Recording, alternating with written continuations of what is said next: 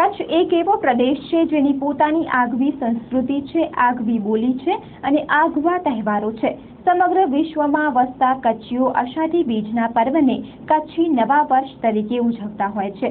ત્યારે આજે કચ્છી નવા વર્ષની સમગ્ર કચ્છ જિલ્લામાં ધામધૂમથી અને શાનદાર રીતે ઉજવણી કરાઈ હતી।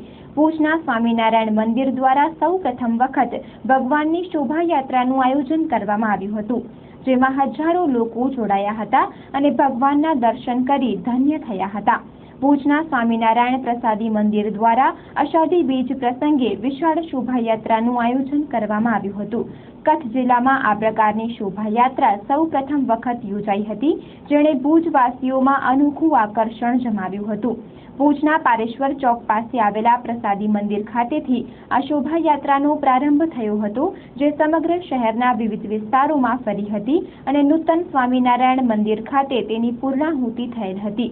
આ શોભાયાત્રા દરમિયાન અનેક સ્થળે શોભાયાત્રા પર હવાઈ પુષ્પવૃષ્ટિ કરવામાં આવી હતી, જે લોકો માટે આકર્ષણરૂપ બની હતી।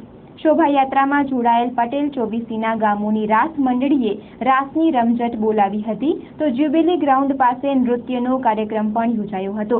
આ શોભાયાત્રા જગન્નાથ મંદિરની શોભાયાત્રાની જેમ જ નીકળી હતી, જેના માટે વિશેષ રથ તૈયાર કરવામાં આવ્યો હતો। આ રથ પર ભગવાનને બિરાજમાન કરવામાં આવ્યા હતા અને ત્યારબાદ યુવાનોએ આ રથને ખેંચ્યો હતો અને શોભાયાત્રા સમગ્ર શહેરમાં ફરી હતી।